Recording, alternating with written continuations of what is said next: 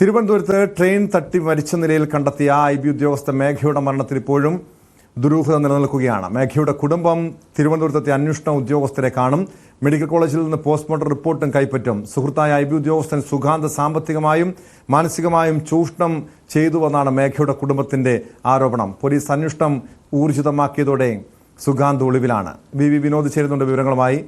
വിനോദ്, കഴിഞ്ഞ ദിവസമാണ് മേഘയുടെ കുടുംബം ഗുരുതരമായിട്ടുള്ള പല ആരോപണങ്ങൾ ഉന്നയിച്ച് തെളിവുകൾ ഉൾപ്പെടെ പുറത്തുവിട്ടുകൊണ്ട് രംഗത്തെത്തിയത്. സാമ്പത്തികമായി ഏകദേശം 3 ലക്ഷത്തോളം രൂപ മേഘയുടെ അക്കൗണ്ടിൽ നിന്നും സുഗാന്തിന് കൈമാറിയിരുന്നു പറയുന്നുണ്ട്. സുഗാന്ത് മാനസികമായും ചൂഷണം ചെയ്തിരുന്നു പറയുന്നുണ്ട്. ഇപ്പോൾ ഏത് സാഹചര്യത്തിലാണ് മേഘയുടെ കുടുംബം അന്വേഷണ ഉദ്യോഗസ്ഥരെ കാണുന്നത്? അങ്ങനെ പ്രധാനപ്പെട്ട എന്തെങ്കിലും വിവരങ്ങളടക്കം കൈമാറുന്നുണ്ടോ അന്വേഷണ ഉദ്യോഗസ്ഥർക്ക്? ടോം, പേട്ട പോലീസാണ് ഈ കേസ് അന്വേഷിക്കുന്നത്. പേട്ട പോലീസുമായി കൂടിക്കാഴ്ചയ്ക്ക് വേണ്ടിയാണ് കുടുംബം പ്രധാനമായും എത്തുന്നത്. മാത്രമല്ല IB ഉദ്യോഗസ്ഥരെയും ഇന്ന് കുടുംബം കാണുന്നുണ്ട്. അവരുടെ അഭിഭാഷകൻ തിരുവനന്തപുരത്താണ്. അദ്ദേഹവുമായുള്ള കൂടിക്കാഴ്ചയ്ക്ക് ശേഷമായിരിക്കും പേട്ട പോലീസ് സ്റ്റേഷനിലേക്കും അതോടൊപ്പം തന്നെ IB ഉദ്യോഗസ്ഥരുമായുള്ള കൂടിക്കാഴ്ചയ്ക്ക് ഈ കുടുംബം പോവുക. കഴിഞ്ഞ ദിവസം മേഘയുടെ അമ്മയുടെ മൊഴി പേട്ട പോലീസ് രേഖപ്പെടുത്തിയിരുന്നു. അവരുടെ മാനസികാവസ്ഥ കണക്കിലെടുത്ത് കഴിഞ്ഞ ദിവസങ്ങളിലൊന്നും തന്നെ നേരത്തെ അവരുടെ മൊഴി രേഖപ്പെടുത്തുന്നതിന് ബുദ്ധിമുട്ടുണ്ടായിരുന്നു. പക്ഷേ കഴിഞ്ഞ ദിവസം വീട്ടിലേക്ക് അന്വേഷണ സംഘം എത്തുകയും അവരുടെ മൊഴി രേഖപ്പെടുത്തുകയും ചെയ്തിരുന്നു. ഇതിൽ പോലീസിൻ്റെ അന്വേഷണവുമായി ബന്ധപ്പെട്ടും ചില ആരോപണങ്ങൾ അല്ലെങ്കിൽ ആ തരത്തിലുള്ള ചില ആക്ഷേപങ്ങൾ 23-നാണ് ഈ ആത്മഹത്യ നടക്കുന്നത്. അതിനുശേഷം സുഗാന്ത് ഒളിവിൽ പോകാൻ ഇടയായി. സുഗാന്തിനെതിരെയുള്ള പല ആരോപണങ്ങളുണ്ടായിരുന്നു. സാമ്പത്തിക ആരോപണം ഉൾപ്പെടെയുള്ളവ നേരിട്ട ആളാണ്.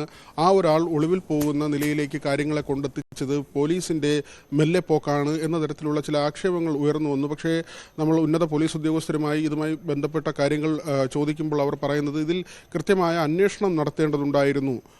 ഏതൊക്കെ തരത്തിലാണ്? കാരണം ഫോൺ പൂർണ്ണമായും തകർന്നു പോയി. ഈ ട്രെയിനിന് മുന്നിൽ പെൺകുട്ടി നിൽക്കുമ്പോൾ തന്നെ ട്രെയിൻ ഇടിച്ച് ഫോൺ കൂടി പൂർണ്ണമായി തകർന്നു പോകുന്ന നിലയിലായിരുന്നു. ആ രേഖകളെല്ലാം തന്നെ കുറേയധികം രേഖകൾ നഷ്ടപ്പെട്ടു പോകുന്ന നിലയുണ്ടായിരുന്നു. അതുകൊണ്ട് തന്നെ തെളിവുകൾ ശേഖരിച്ച് മാത്രമേ മുന്നോട്ട് പോകാൻ കഴിയൂ എന്നൊരു നിലപാടിലേക്ക് അന്വേഷണ സംഘം എത്തുകയായിരുന്നു. ഏതായിരുന്നാലും ഇതിൽ ആത്മഹത്യാ പ്രേരണ കുറ്റം, അതോടൊപ്പം തന്നെ സാമ്പത്തികമായ ഒരു ചൂഷണം, പെൺകുട്ടി ശമ്പളം വാങ്ങിയിരുന്നത് പൂർണ്ണമായും സുഗാന്ത് സ്വന്തം അക്കൗണ്ടിലേക്ക് മാറ്റുകയും ഉച്ചഭക്ഷണം പോലും കഴിക്കാതെ പലപ്പോഴും മേഘ ഓഫീസിലുണ്ടായിരുന്നു എന്ന കാര്യം സഹപ്രവർത്തകർ പറയുകയും ചെയ്തിട്ടുണ്ട്. അത് കൃത്യമായി ഈ യുവാവിനെതിരെയുള്ള മൊഴിയായി മാറും. ഇതിന് പ്രധാന കാരണമായത് വിവാഹം ചെയ്യാമെന്നൊരു ഉറപ്പ് നൽകിയിരുന്നു. ഇരുവരും തമ്മിൽ പ്രണയത്തിലായിരുന്നു. സുഗാന്ത് ജോലി ചെയ്തിരുന്നത് കൊച്ചി IBയിലും മേഘ തിരുവനന്തപുരത്തുമായിരുന്നു. ഇരുവരും തിരുവനന്തപുരത്തും കൊച്ചിയിലുമായി പലപ്പോഴും യാത്ര ചെയ്തിട്ടുണ്ട്. പിന്നീട് സുഗാന്ത് IAS പരിശീലനത്തിന് പോകുന്നു, സിവിൽ സർവീസ് പരിശീലനത്തിലേക്ക് പോവുകയാണ്. താൻ ഈ IBയിലെ ജോലി വിടുന്നു എന്ന കാര്യം പെൺകുട്ടിയോട് പറഞ്ഞിരുന്നു. പക്ഷേ മറ്റൊരു പെൺകുട്ടിയുമായി അടുക്കുന്നു എന്ന ചില സൂചനകൾ മേഘയ്ക്ക് ലഭിച്ചിരുന്നുവെന്നാണ് മനസ്സിലാക്കുന്നത്. അവിടെ മുതലാണ് ഈ പ്രശ്നം ആരംഭിക്കുന്നത്. തന്നെ വിവാഹം ചെയ്യണമെന്ന ആവശ്യം നിരന്തരം പറയുന്നു. പക്ഷേ അതിനൊന്നും തന്നെ സുഗാന്ത് വഴങ്ങുന്നുമില്ല. ഏറ്റവും ഒടുവിൽ ഈ ആത്മഹത്യയ്ക്ക് മുൻപ് ഏതാണ്ട് 6 തവണ തുടർച്ചയായി സുഗാന്തുമായി ഫോണിൽ സംസാരിച്ചിട്ടുണ്ട്. പക്ഷേ ചെറിയ സമയമാണ്, ഫോൺ കട്ട് ചെയ്തതാണ് എന്നാണ് കരുതുന്നത്. അങ്ങനെയാണെങ്കിൽ മേഘ പറയുന്നത് കേൾക്കാൻ പോലും സുഗാന്ത് തയ്യാറായിരുന്നില്ല എന്ന് വിലയിരുത്തേണ്ടിയിരിക്കുന്നു. വിനോദ്, അതായത് കൃത്യമായൊരു പ്രണയ ചതി അത് തിരിച്ചറിഞ്ഞ് മേഘ ജീവനൊടുക്കിയെന്നാണല്ലോ കുടുംബം ഉൾപ്പെടെ പറഞ്ഞു വെക്കുന്നത്. പക്ഷേ ഈ സംഭവം നടന്ന് മേഘയുടെ മരണം നടന്ന് ആഴ്ചകൾ പിന്നിടുന്നു. പക്ഷെ ഇതുവരെയും ഈ ആരോപണ വിധേയനായ സുഗാന്തിനെ കുറിച്ച് യാതൊരു സൂചനയുമില്ല.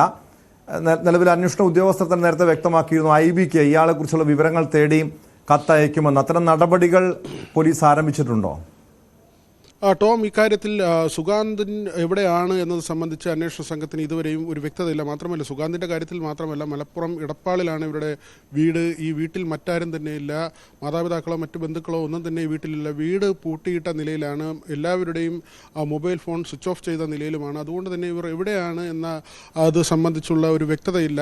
സാമ്പത്തികമായി ഭദ്രതയുള്ളൊരു കുടുംബമാണ് സുഗാന്തിൻ്റേതെന്ന് പറയുന്നു. അവിടെ ഈ പൂജയും കാര്യവും അങ്ങനെയുള്ള ചില വിശ്വാസപരമായ കാര്യങ്ങളൊക്കെ നടന്നിരുന്ന വീടെന്നാണ് നാട്ടുകാരിൽ നിന്ന് മൊഴിയായി ലഭിച്ചിട്ടുള്ളത്. ഏതായിരുന്നാലും പോലീസ് കൃത്യമായി ഇപ്പോൾ അന്വേഷിക്കുന്നുണ്ട്. ഇതിൽ ഈ വിവാഹ വാഗ്ദാനം നൽകി വഞ്ചിക്കുക, അവിടെ തന്നെ ഇവരുടെ യാത്രകൾ, അത് സംബന്ധിച്ചുള്ള കൃത്യമായ പരിശോധനകൾ കൂടുതലായി നടത്തേണ്ടതുണ്ട്. ലൈംഗിക ചൂഷണം പോലുള്ള കാര്യങ്ങളുണ്ടോ? സാമ്പത്തിക ചൂഷണത്തിന് ഏതായിരുന്നാലും കൃത്യമായ തെളിവ് ലഭിച്ചിട്ടുണ്ട്. പെൺകുട്ടിയുടെ അക്കൗണ്ടിൽ നിന്ന് തുടർച്ചയായി പണം സുഗാന്തിൻ്റെ അക്കൗണ്ടിലേക്ക് പോയതുമായി ബന്ധപ്പെട്ട രേഖകൾ ഇതിനകം തന്നെ പുറത്തു വന്നു. അത് പെൺകുട്ടിയുടെ പിതാവ് ഒരു ആരോപണമായി ഉന്നയിക്കുമ്പോഴാണ് ഇതേക്കുറിച്ചുള്ള അന്വേഷണത്തിലേക്ക് പോകുന്നത് തന്നെ. പോലീസിന് ഒരു പക്ഷേ പക്ഷേ വേണമെങ്കിൽ ഈ ആത്മഹത്യാ പ്രേരണ കുറ്റം ചുമത്തി സുഗാന്തിനെ പ്രതി ചേർത്തുകൊണ്ടുള്ള ഒരു അന്വേഷണത്തിലേക്ക് പോകാമായിരുന്നു എന്ന തരത്തിലുള്ള ഒരു നിലപാടിലാണ്. അങ്ങനെ ഒരു കാര്യമാണ് പെൺകുട്ടിയുടെ കുടുംബം പറയുന്നത്. പക്ഷേ ഇതുവരെയും വ്യക്തമാണ്. വി വിനോദാണ് വിവരങ്ങൾ നൽകിയത്. തിരുവനന്തപുരത്ത് ട്രെയിൻ തട്ടി മരിച്ച നിലയിൽ കണ്ടെത്തിയ IB ഉദ്യോഗസ്ഥ മേഘയുടെ കുടുംബമാണ് തിരുവനന്തപുരത്ത് അന്വേഷണ ഉദ്യോഗസ്ഥരെ കാണാനായി എത്തുന്നത്. പല തെളിവുകളടക്കം കൈമാറാനാണ് കുടുംബത്തിന്റെ നീക്കങ്ങൾ.